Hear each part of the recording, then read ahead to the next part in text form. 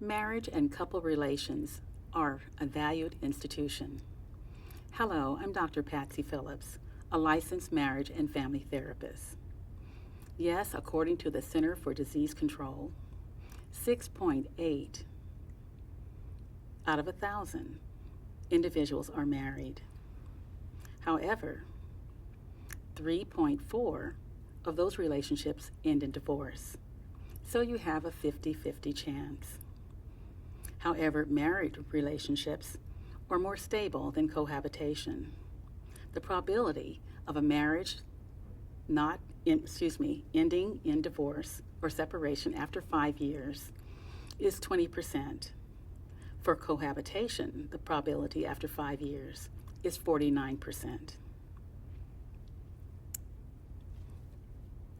Of those that separate and divorce, 80% of those individuals do remarry or become involved in committed relationships.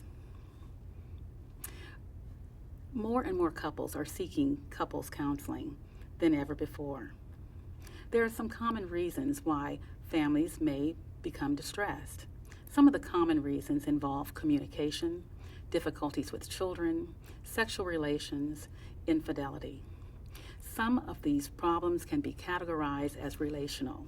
Some of those problems with relations can be compatibility. They can be just relating with one another and outside the family as well. Some of the problems can be categorized as developmental. Some of the issues that they have in their own childhood they can bring into this relationship. And developmental can also go across the lifespan. There can be midlife crisis. They can be entrance and exits from children graduating from school, now having an empty nest. All of those developmental issues can be problems that can cause distress for a family. And then, of course, we do have the other mental health issues that can affect one or both of the couple, whether it's depression because of the relationship or depression independent of the relationship. These are some of the reasons why couples may need counseling. So the question is, what can you expect from a therapist if you seek couples counseling?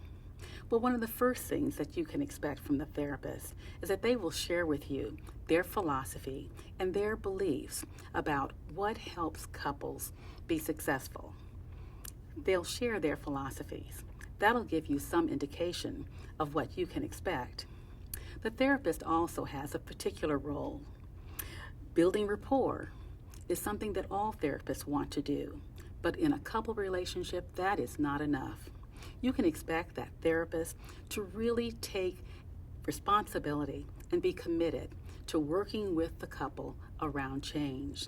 They will take charge and be somewhat directive in the therapy session to make sure that that session is a safe place for both individuals to share their problems, their hopes, and even their fears.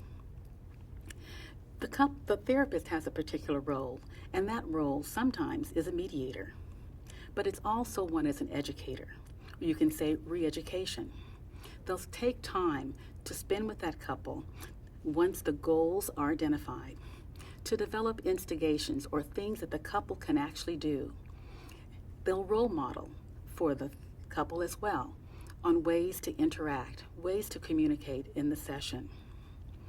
There's a particular role also for the couple. Yes, you have to participate, coming ready to know what your problems are and having some idea what your goals are. The therapist will help you reframe those goals into problems that can actually be solved. It's a very important time.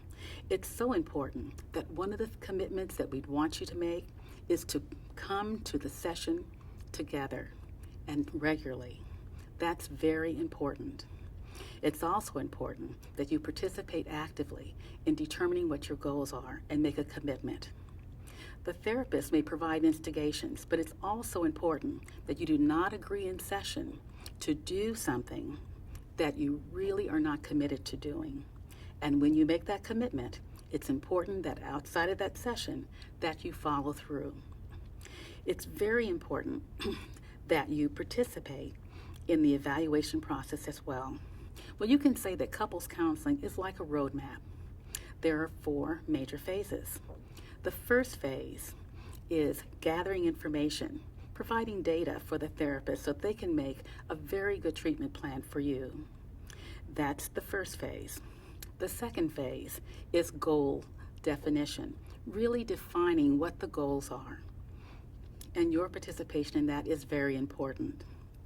The third phase is the intervention, taking part in using the tools that are being given to you outside the session as well as demonstrating inside the session. And the fourth is evaluating, determining how all of this has worked for you. And then, of course, there'll be some discussion about how you can use the tools over the lifespan of your relationship. Yes, marriage and couple relations are still a valued institution. This is your life. Treat it well.